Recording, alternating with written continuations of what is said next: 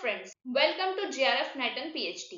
Today we will do plagiarism, जो हमारा research mythology का एक बहुत इंपॉर्टेंट टॉपिक है। यहाँ से आपको एक क्वेश्चन तो देखने को मिल ही जाएगा, मतलब 2 मार्क्स।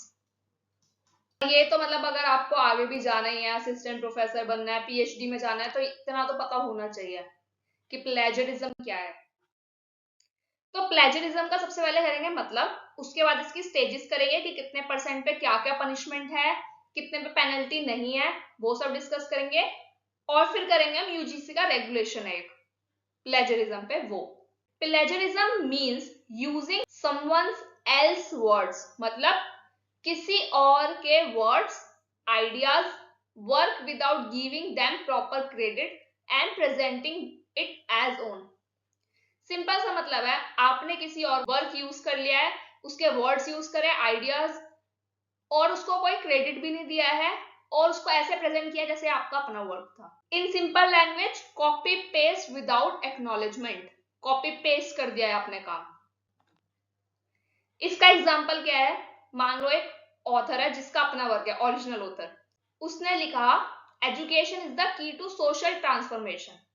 अब आप अपना काम कर रहे हो, आपने अपने काम में लिख दिया education is the key to social transformation, और यहाँ पे आपने इसके बिल्कुल कॉपी पेस्ट तो कर दिया विदाउट मेंशनिंग द ऑथर, आपने इस वाले ऑथर को मेंशन ही नहीं किया, तो ये आपका क्या हो गया? प्लेजरिज्म है। अब ये किस किस तरीके से हो सकता है? तो इसके लिए हमारे पास 6 तरीके हैं, 6 वेज। एक होता है हमारा डायरेक्ट। डायरेक्ट में क्या होता है? आपने कॉपी पेस्ट कर दिया word to word without citation, citation का यूज किए बिना आपने word to word copy paste कर दिया। इसका सिंपल सा एग्जांपल हमारा ये वाला एग्जांपल है, education is the key to social transformation. आपने अपने वर्क में डायरेक्ट ही लिख दिया विदाउट साइटेशन। नेक्स्ट हमारा आता है पैराफ्रेजिंग। ये भी लोग बहुत ज्यादा करते हैं। चेंजिंग अ फ्यू वर्ड्स, थोड़े से वर्ड्स आपने चेंज कर दिए, but keeping the same structure idea without credit. तो देखो इसका एग्जांपल क्या हो सकता है हमारा, एक ओरिजिनल वर्क है, उसने लिखा climate change is the greatest threat to global health in 21st century. ठीक है, ये ओरिजिनल ऑथर का था। अब आपने अपना काम किया, आपने लिख दिया climate change poses the biggest danger to the world health in this century. अब इन 21st को आपने कर दिया इन दिस सेंचुरी, पर आपका आइडिया स्ट्रक्चर तो वही रहा और आपने क्रेडिट भी नहीं दिया ओरिजिनल को, ओरिजिनल ऑथर को। फिर हमारा आता है सेल्फ प्लेजरिज्म। यहाँ पे क्या होता है? रीयूजिंग। आपने अपना ही जो पहले वर्क सबमिट करा हुआ है उसी को आपने दोबारा से रीयूज कर लिया without mentioning it. Mosaic plagiarism, mixing copied phrases with your own writing. Here mixing copied phrases with your own writing. For example, original author ने लिखा AI is transforming legal research by automating repetitive task. आपने अपना work लिखा, आपने लिख दिया AI is transforming legal research because it automates tasks that lawyers previously did manually. फिर हमारा नेक्स्ट है accidental plag, forgetting to cite sources properly और अनइंटेंशनली। मतलब यहाँ पे आपने या तो आप भूल गए हो साइट करना, ठीक है, या आपको साइटेशन रूल्स ही नहीं पता थे, तो ये बाय एक्सीडेंट हुआ है। मतलब आपने किसी रिपोर्ट से स्टैटिस्टिक्स उठा लिए, बट आपने उसका कोई रेफरेंस ही नहीं दिया अपने काम में, और यहाँ पे चाहे वो अनइंटेंशनल था बट प्लैग तो था ही, प्लेजरिज्म तो है ही। फिर नेक्स्ट है जो हमारा लास्ट है कंप्लीट, टेकिंग अ मनुस्क्रिप्ट और study created by someone else.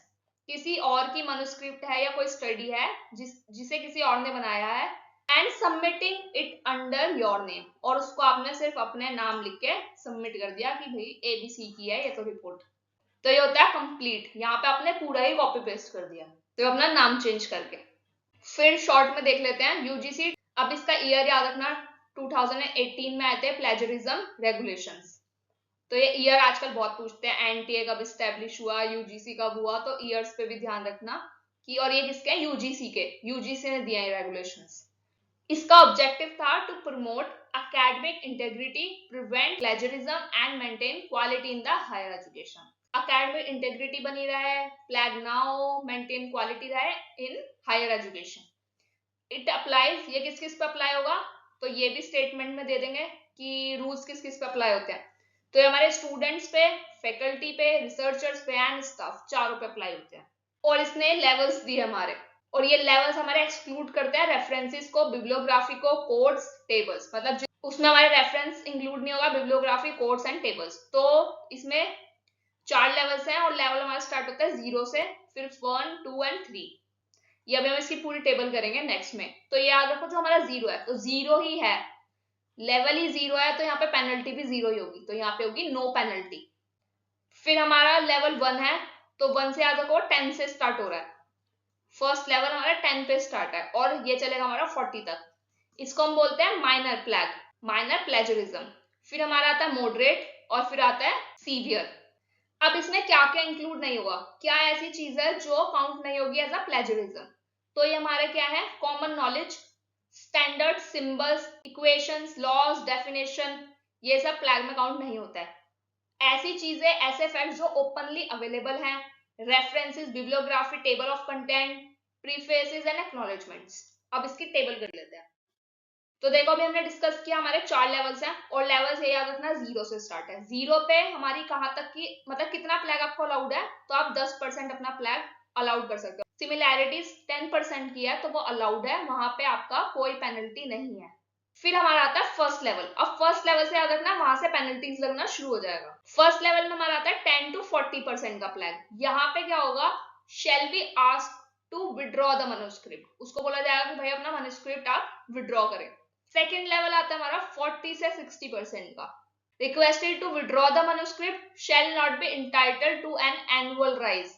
जिसने भी फ्लैग किया है he will not entitled to an annual rise, may not supervise any new master PhD MPhil student। उसको कोई भी नया, मतलब वो किसी को सुपरवाइज नहीं करेगा फॉर द 2 years। अब देखो यहाँ पे लेवल 2 है तो याद रखना है 2 years के लिए है, कंफ्यूजन हो गई, नेक्स्ट में 3 years है। फिर थर्ड लेवल है हमारा अबव 60। अब 60 से ऊपर कितना भी है, चाहे 61 है चाहे आपका 99 है, यहां पे होगा रिक्वेस्ट टू विड्रॉ, विड्रॉ तो आपको करना ही पड़ेगा।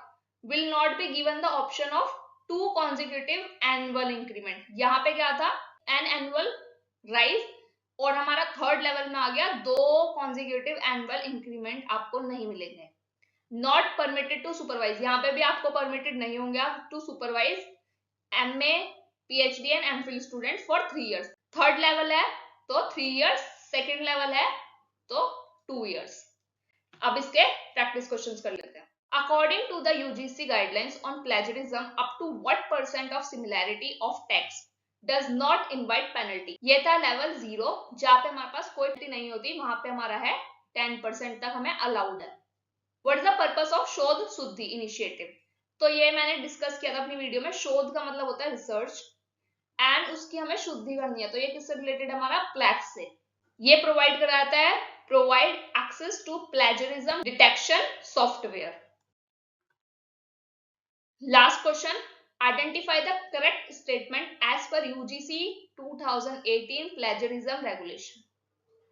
Plagiarism is allowed up to 20%, तो हमारा कितना परसेंट अलाउड है, 10%। तो स्टेटमेंट गलत है, हमें करेक्ट बतानी है।